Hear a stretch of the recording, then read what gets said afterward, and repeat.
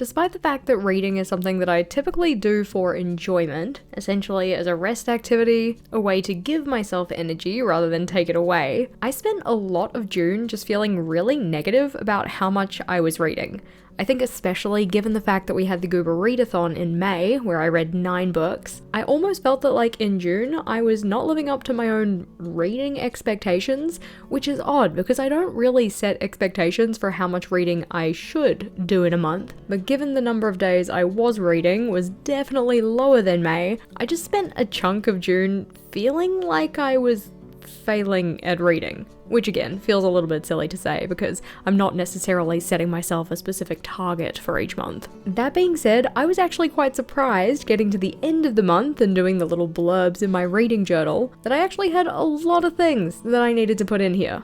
It's just that a good chunk of them weren't books. The first one we're putting in is for the movie Elemental. This is a Disney Pixar film about a fire girl and a water boy who live in some kind of elemental city, and it's essentially a lighthearted way to explore themes of xenophobia, accessibility, and immigrant families. That being said, that's not what I watched it for. I watched it because Vogel wanted to watch it and it was his birthday. I didn't really have very high hopes for this one because I just thought that the concept of fire girl and water boy getting together seemed a little bit strange. Like, water literally douses fire, but maybe I was just thinking about it a little bit too literally. It was actually a really cute story. I cried, and it very much followed the modern Disney theme of the villain, quote quote, or antagonist, being generally related to family expectations, or personal expectations as related to family expectations. It was a cute film though, not necessarily one that I think I'm gonna rewatch anytime soon, but if it was on, I wouldn't change the channel. I completely forgot to put the star rating in the little blurb here, but I gave it 4 out of 5 stars. So very enjoyable. I'd recommend it to others, even though not all parts were perfect. Flipping over though, and the next one we're setting up a blurb for is actually 2 books rather than 1,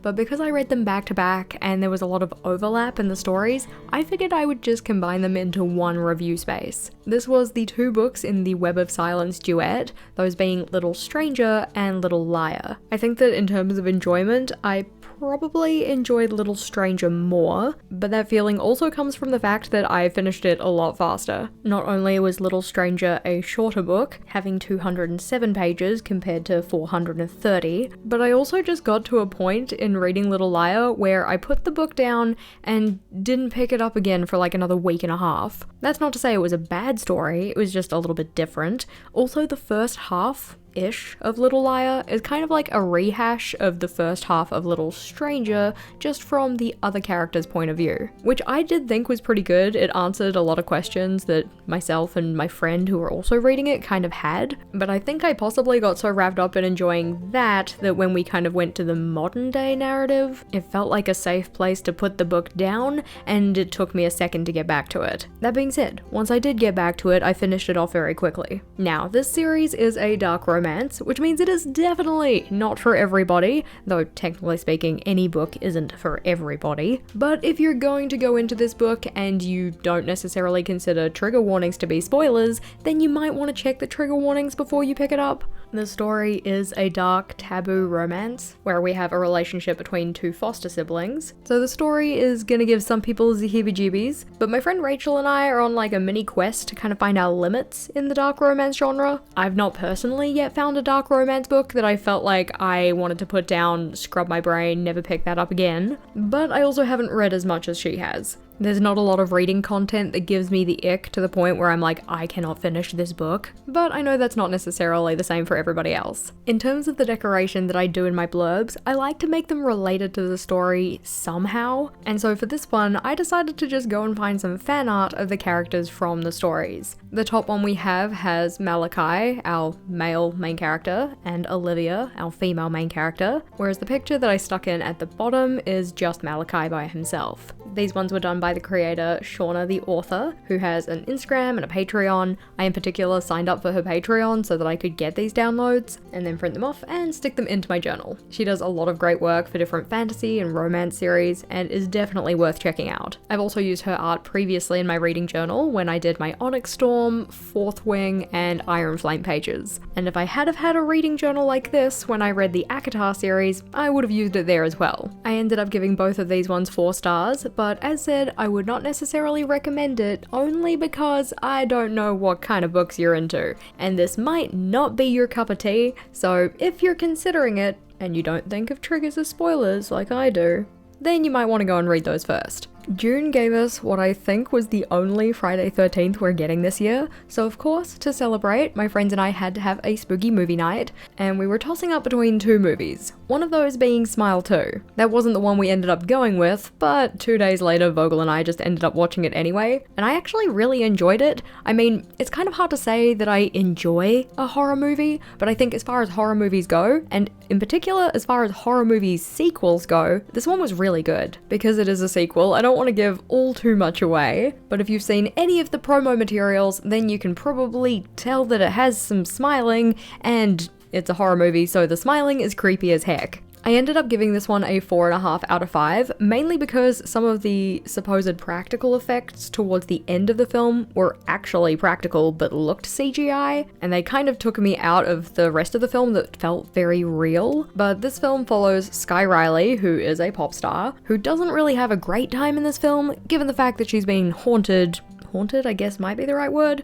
Terrorized, maybe, by this smiling entity. Much like the first one, you don't really know which parts are real versus all in their head, which can make for some very interesting reveals. One of the occurrences that ended up being not real was actually really heartbreaking, but I don't want to spoil that for you if you're going to watch it yourself. If you're not going to watch it yourself, then a good video to check out for it would be The Kill Count from Deadmate. They essentially go through horror films and talk about the making of the film, some background information, and also just telling you what the kills were. And one of the fun things that they do at the end of each video is give out the Golden Chainsaw Award and the Dull Machete Award, going to the best and the kind of lamest kill of the movie. We both agreed on the best kill of the film, which was in the first third, and is in particular how Sky comes to be haunted or terrorized by the entity. For decoration on this one, I just went with a scene from the movie, but as said, this isn't actually the one we ended up watching for Friday 13th. Instead, the one we watched was The Substance.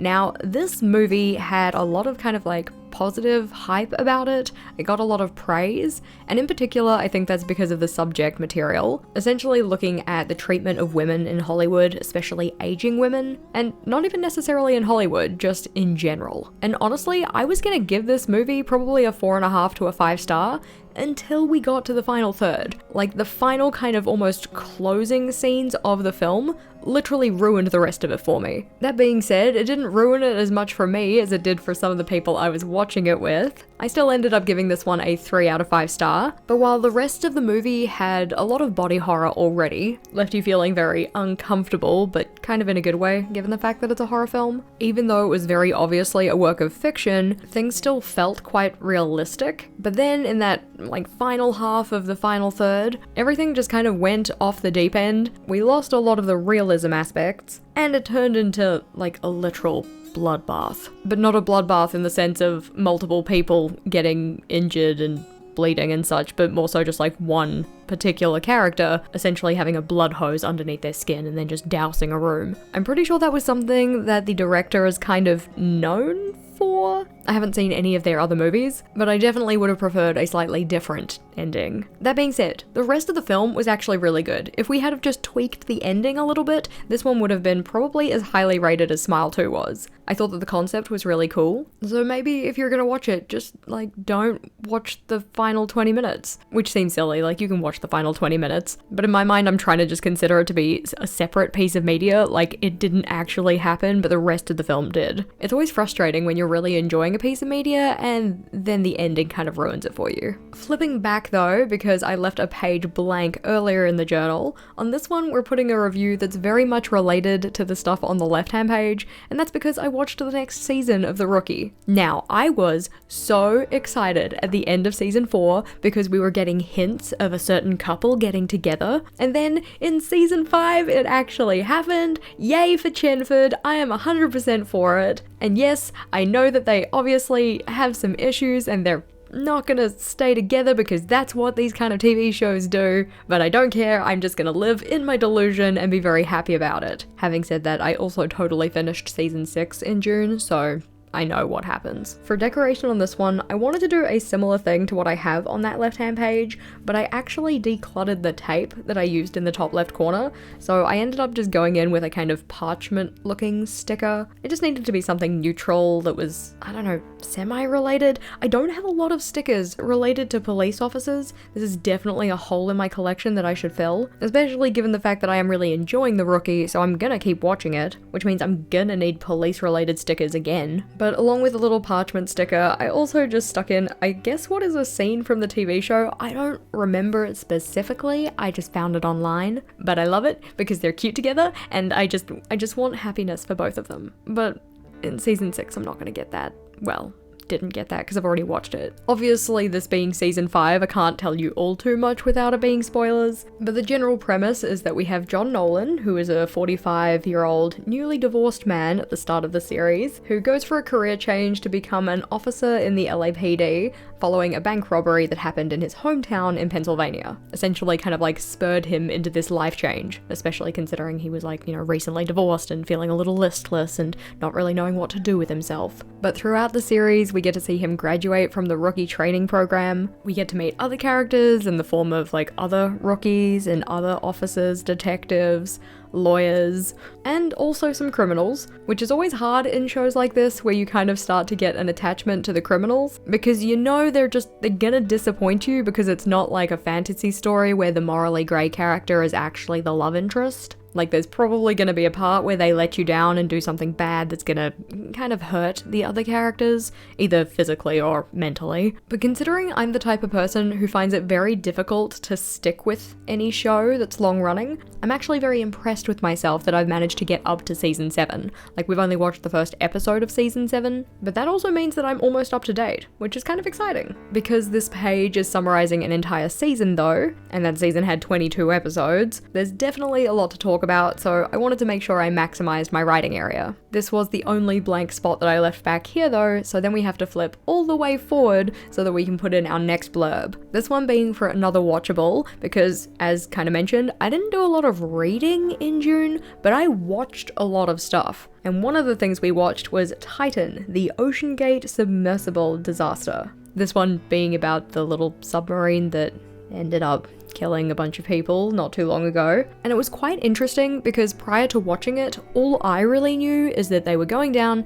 to see the Titanic and it blew up or imploded or something and ended up killing off a bunch of financially well-off people. I thought this documentary was really interesting because it just really highlighted the number of times that the CEO let his ego get in the way of safe practices. Like the number of people who came to him and said, dude, this is a problem, like we need to fix this. And his response was, you're fired, or you can't work here anymore. Also, one of the lines that was in the show that really stood out to me as just like giving me the ick factor was when one of the female employees mentioned that the CEO had previously described people like Elon Musk and Jeff Bezos as, quote, big swinging dicks. And I'm just like, that is not a very pleasant way to describe anybody in general, but it really gives pretty good insight into the kind of person you are, given the way that you're saying this in a positive manner. This was certainly an issue of this guy kind of just like wrapping his own self-worth and ego and just feeling of self into this project of getting this Titan submersible down to see the Titanic, to the extent where he would just put other people in harm's way and not listen to the advice of genuine experts and professionals.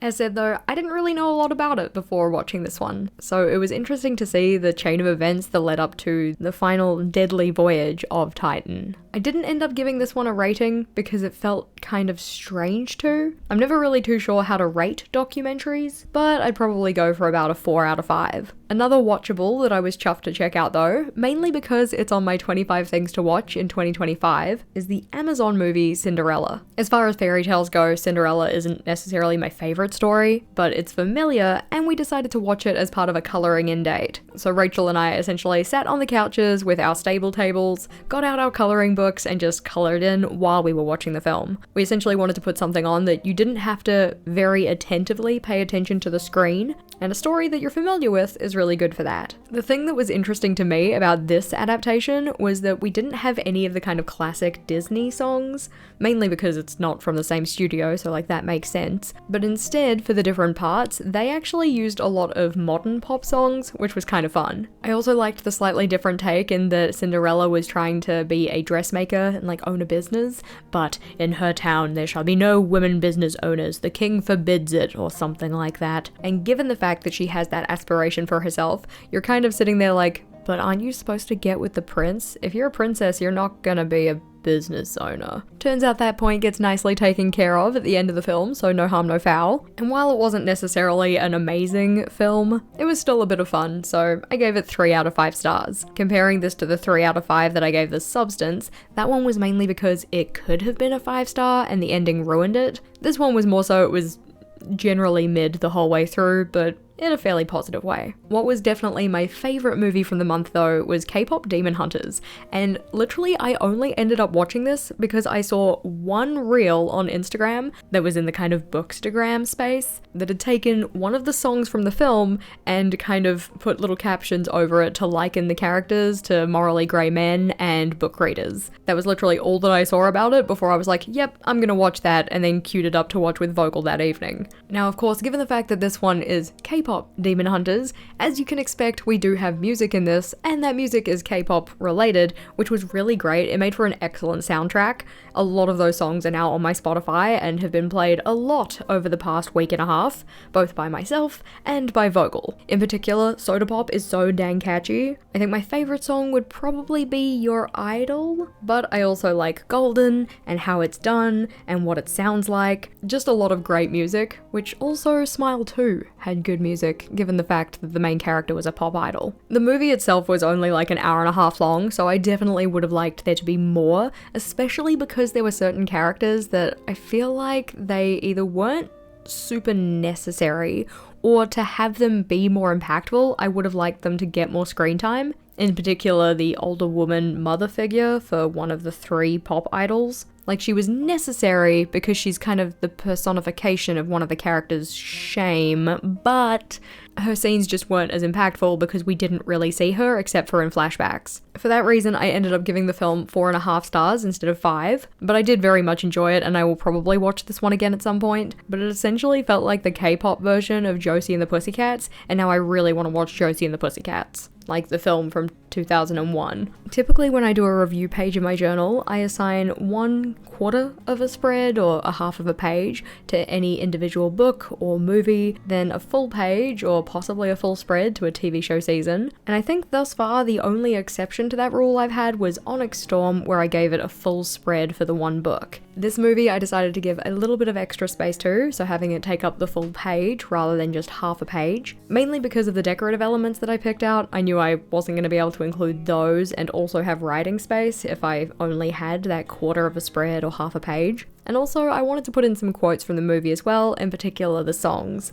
Now, I do wish that I had color matched my pen better before just going in with blue. In my mind, I was like, it's alright if it's not a perfect match, it won't bother me, it's fine. Haha, no. I should have just thought about it for a split second longer, because I am definitely the kind of person that would get bothered by that. I tried to balance it out by putting another quote at the bottom of the layout that better color matched with the K-pop Demon Hunters header, but in general, I just wish I had have used that pen to start with. I'm not too sure what the target age range was for this movie, but I would definitely be interested to watch more like it. Also, with it being from Sony Animated Studios, question mark on that, I'm not too sure, but at least it was produced by Sony. I'd definitely be curious to watch more movies that are kind of like this or in this style. I know that they also did Spider-Man, like the Spider-Verse movies, so Into the Spider-Verse, Across the Spider-Verse, and eventually Beyond the Spider-Verse, and I think the animation in those movies is absolutely excellent. I'm very much looking forward to the third one, though we have to wait until like 2027 for that, so In the meantime though, if you have any good animated movies for adults, not like adult content for adults, but more so movies that could be enjoyed by adults but are animated in nature,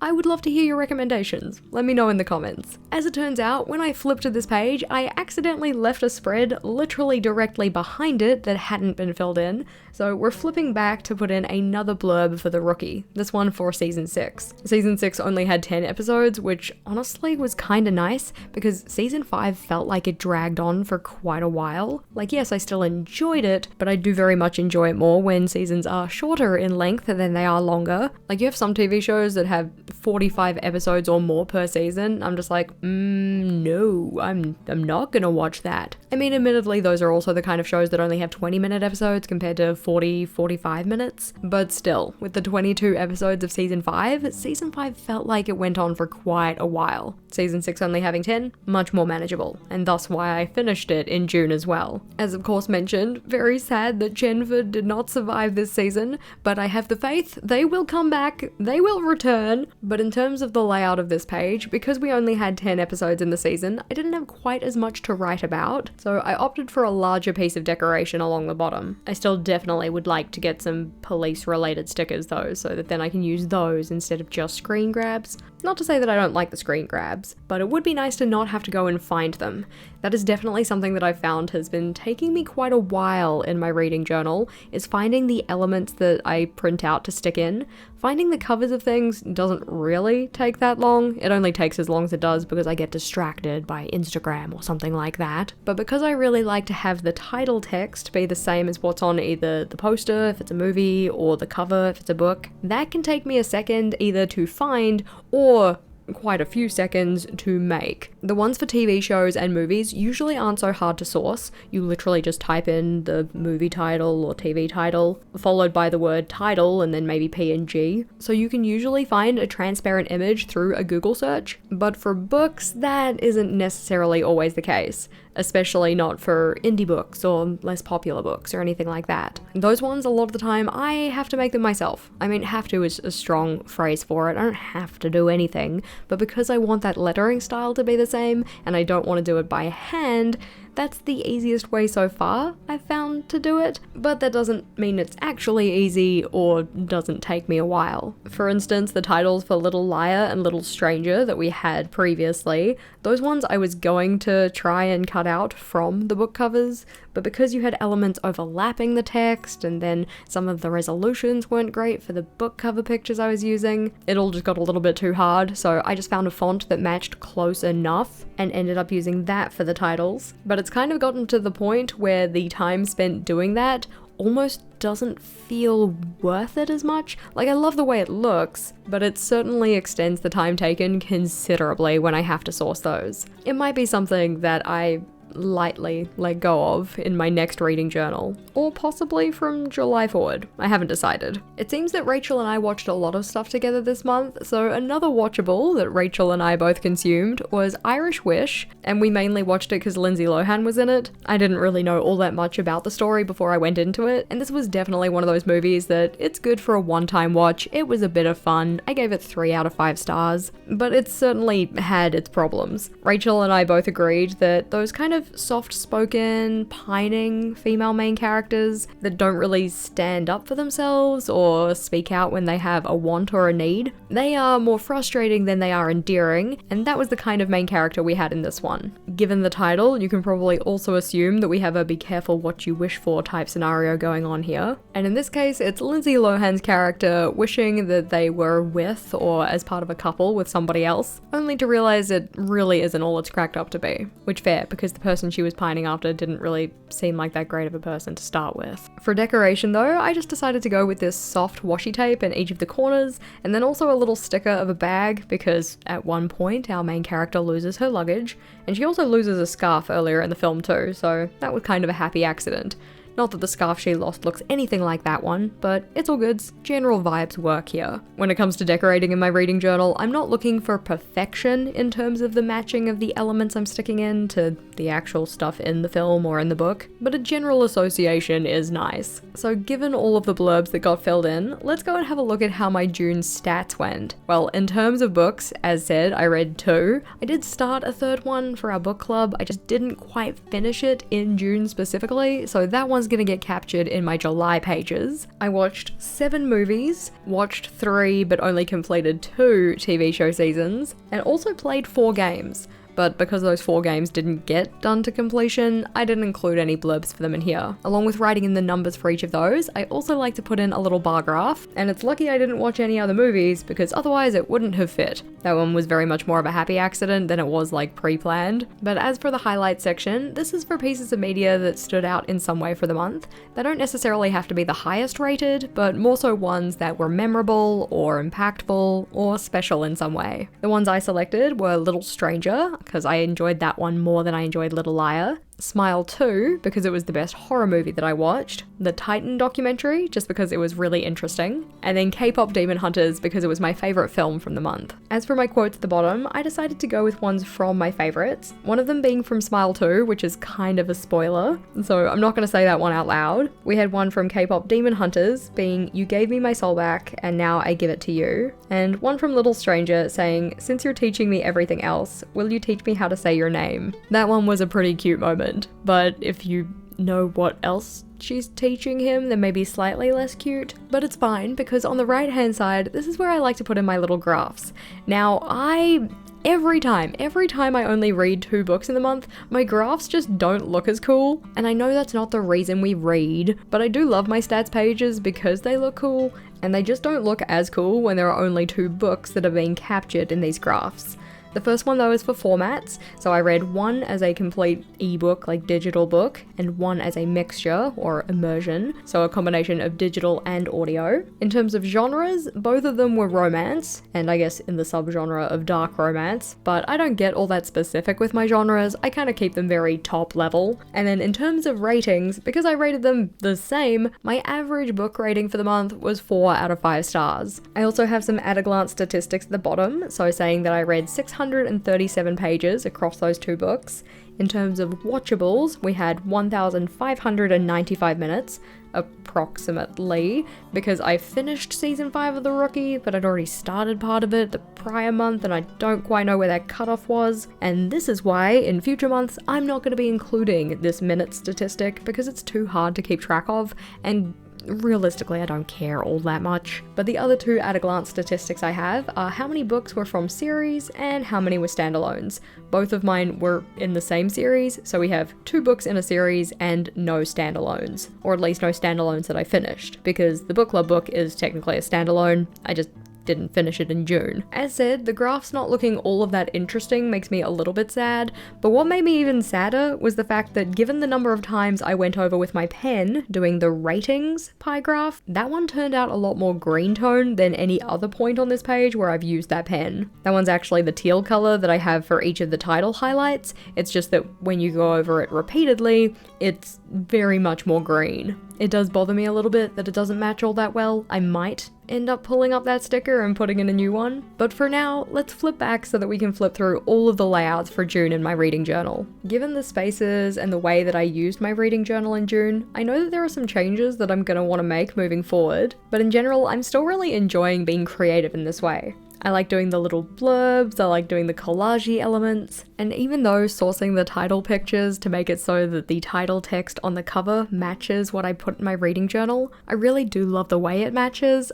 I just think I might be getting to a point where it's more tedious than it's worth. We'll have to wait and see how July goes. If you wanted to see all of the videos that we have for this reading journal, both the reading wrap-ups and the initial setups, then this playlist is the next one to check out. We already have July's reading journal set up in there, along with the start of journal setup, which is probably one of my favorite themes that I have in this notebook, so click or tap on that one and I'll see you over there.